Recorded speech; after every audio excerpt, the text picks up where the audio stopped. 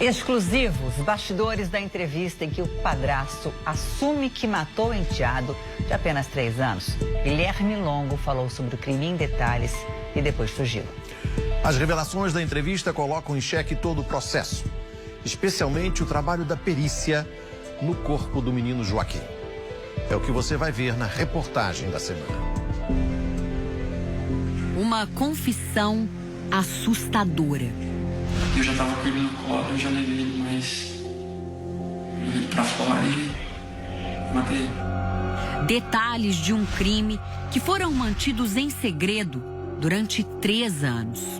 Eu comprimia a lateral do pescoço dele pra ele desmaiar sem dor. Foi rápido. Para os investigadores, a vítima, o menino Joaquim, morreu de overdose de insulina. E como explicar que ninguém tenha encontrado indícios de um estrangulamento? Até que ponto a confissão do padrasto é verdadeira?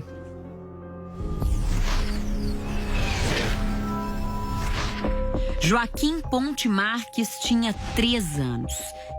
Ele desapareceu da casa onde vivia com a mãe e o padrasto em Ribeirão Preto no dia 5 de novembro de 2013. 5 dias depois, o corpo do menino foi encontrado no Rio Pardo, em Barretos, a 100 quilômetros de Ribeirão Preto. Na época, o crime se transformou num mistério. A investigação concluiu, com base em depoimentos, que Joaquim morreu vítima de uma overdose de insulina. Ele tinha diabetes, uma doença relacionada ao controle de açúcar no sangue, e por isso tomava o hormônio. Os peritos também descobriram que o corpo dele foi jogado num córrego próximo à casa da família. O padrasto de Joaquim logo foi apontado como um dos principais suspeitos. Guilherme Longo era usuário de drogas. Conheceu a mãe de Joaquim, a psicóloga Natália Ponte, na clínica de recuperação onde ela trabalhava. Guilherme e Natália tiveram um filho juntos. Na época do crime, ele tinha 3 meses de vida. Guilherme foi preso poucos dias depois da morte de Joaquim, sob a acusação de homicídio triplamente qualificado e ocultação de cadáver. Mas ele sempre negou o crime. A mãe de Joaquim, Natália Ponte, ficou detida 1 mês por omissão e foi solta. Guilherme passou 2 anos e 3 meses preso. A justiça negou vários pedidos de habeas corpus, alegando que ele apresenta sinais de um psicopata, agindo sempre com manipulação e chantagem, mentiras e ausência de remorso ou culpa. Mas em fevereiro deste ano, a defesa conseguiu a liberdade provisória. Desde que saiu da prisão, Guilherme voltou a trabalhar como técnico em informática e frequentava uma academia de musculação. Levava uma vida aparentemente normal, até o dia em que decidiu gravar a própria confissão, como mostra o repórter Rafael Pasquim.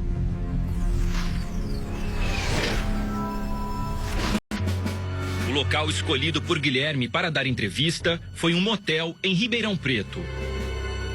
Ele aceitou conversar com a nossa produtora com a condição de não ter mais ninguém presente. Primeiro, Guilherme fala sobre o vício em drogas e conta que voltou a usar cocaína. Eu fiz churrascos em casa.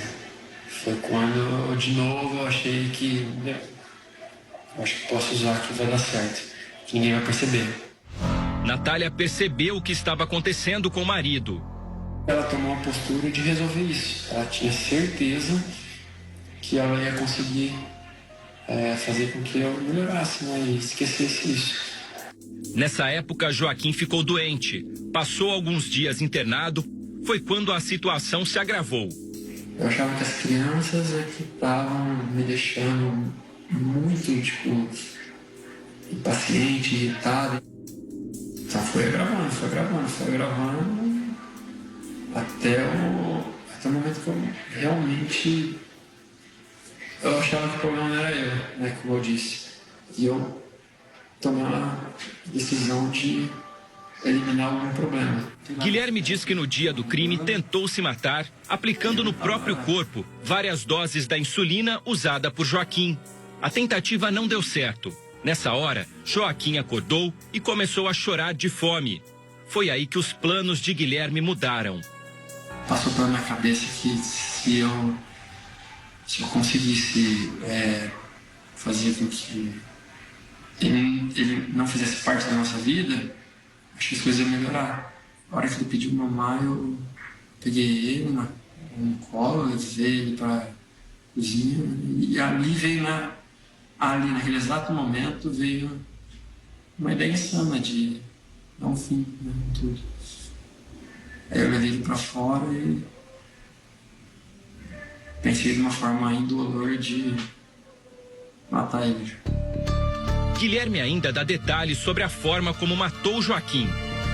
Eu estrangulei ele eu não apertei a traqueia dele, né? Pra não machucar, sabia que ia machucar. Simplesmente comprimia a lateral do pescoço dele pra desmaiar sem dor. Foi rápido. E revela que deixou para trás, pelo menos, uma pista do crime. Quando eu estrangulei ele, o Joaquim caiu uma gota de sangue no chão. Depois de matar o menino, ele jogou o corpo em um córrego. Tinha certeza que ele não estava cheio. Tinha um bom de água. E foi na sorte que ele podia ter... Eu falei, vou jogar, eu nem pensei nas consequências, né? Ele podia ter parado em qualquer lugar.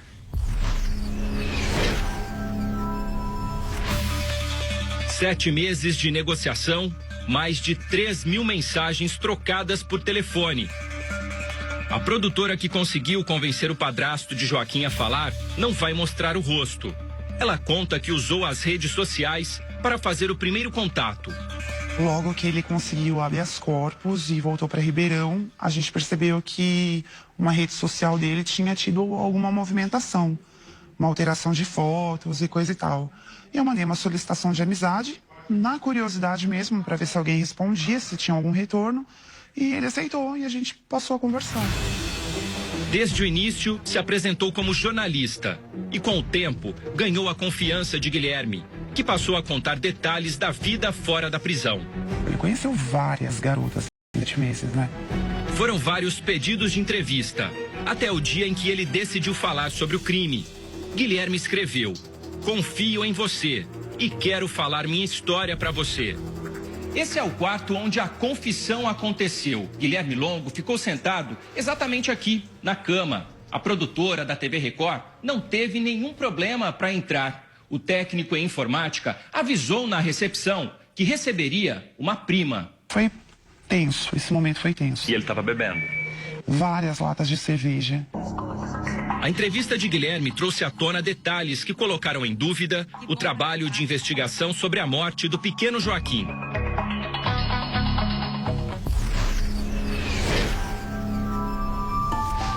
Guilherme confessou o crime com uma riqueza impressionante de detalhes. Usou gestos para mostrar como fez e contou que usou um golpe de jiu-jitsu para sufocar o enteado. Tem um pouco de habilidade com isso, não de técnicas de jiu-jitsu. Essa não teria sido a primeira vez que Guilherme usou o golpe numa pessoa. Este homem, que prefere não se identificar, era colega de Guilherme na academia de luta. Ele conta que o padrasto de Joaquim aplicou a técnica numa garota de programa. Ele, arrependido de ter gasto o dinheiro com a menina, ele aplicou uma técnica de estrangulamento, onde ele botou a menina para dormir, né, que a gente chama de apagar. Ele apagou a menina, pegou o dinheiro dele de volta, né? Luciano Imoto é professor de defesa pessoal. Ele demonstra a técnica que Guilherme diz ter usado em Joaquim. Ele explica que esse golpe não costuma deixar marcas externas no corpo. Então tem uma área muito menor para causar aquele hematoma. Mas, segundo este especialista em perícia criminal, o estrangulamento sempre deixa ferimentos internos. A partir do momento que ele aplicou uma força de tal forma que esta força obstruiu as vias respiratórias, haverá sim a possibilidade da constatação dos vestígios e mais, não só em termos da região do pescoço, mas também em termos da região pulmonar pela falta de oxigênio. O laudo divulgado pela perícia 5 dias depois da morte de Joaquim apontou que, a princípio, tinha sido uma morte não violenta e que não foram encontrados sinais de afogamento ou qualquer outra forma de asfixia.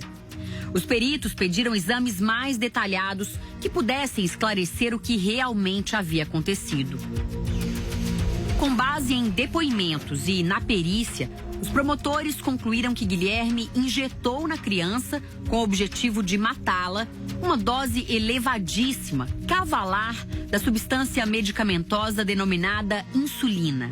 A polícia constatou que faltavam mais de 160 doses lá na caneta de insulina. Porque no corpo do menino não foi possível fazer o exame? Não, em razão do estado em que o corpo do menino foi encontrado e também por ser a insulina uma substância de diluição rápida. O documento não traz nenhuma referência ao suposto estrangulamento, nem a presença de sangue na cena do crime. O promotor diz que a versão de Guilherme pode ser verdadeira, mas não há como ser comprovada. Eu já conversei com médicos legistas, é possível que tenha acontecido aquilo, mas não é mais possível se comprovar em razão não só do tempo decorrido, mas também em razão da forma como o corpo foi encontrado, já em adiantado estado de putrefação. O especialista em perícia criminal discorda. Para ele, novos exames precisam ser realizados. Quem pode afirmar que, na tentativa da esganadura, o autor não tenha praticado uma fratura, por menor que seja? O Domingo Espetacular também conversou com o pai de Joaquim. Arthur Paes guarda desenhos, fotos e brinquedos do filho. Objetos que trazem muitas lembranças.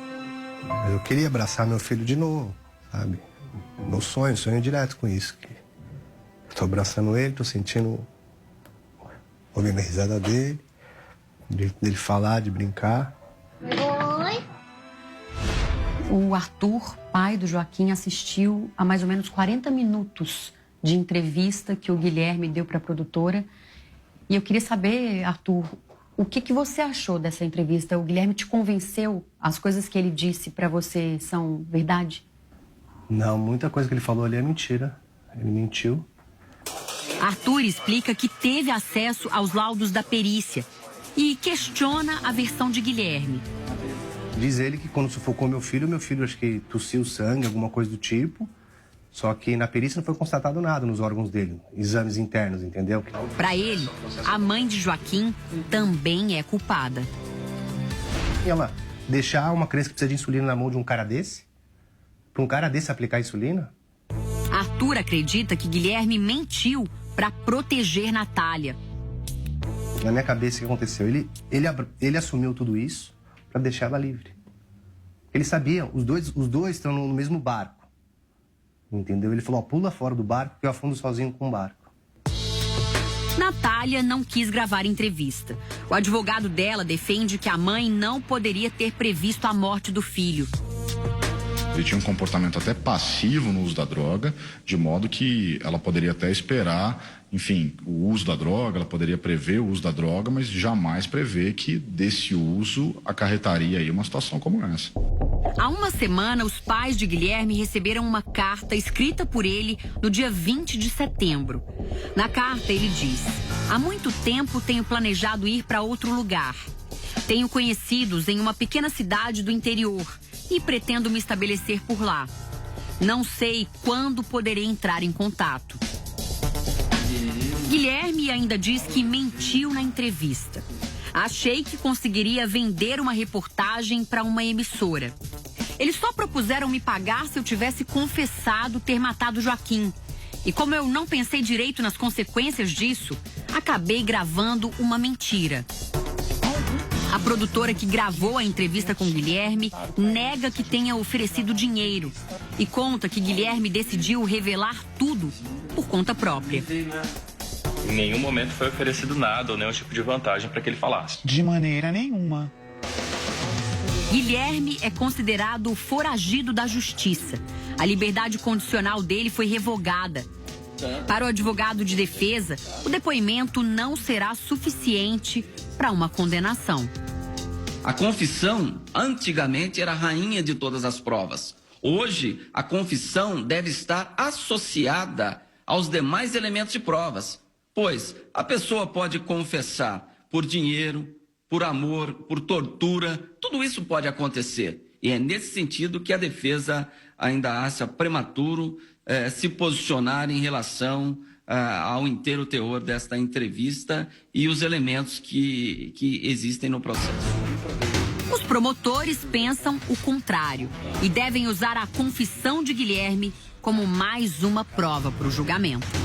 O Ministério Público não tem dúvida nenhuma de que ele foi o autor deste homicídio. Até porque agora existe a confissão dele. Matei.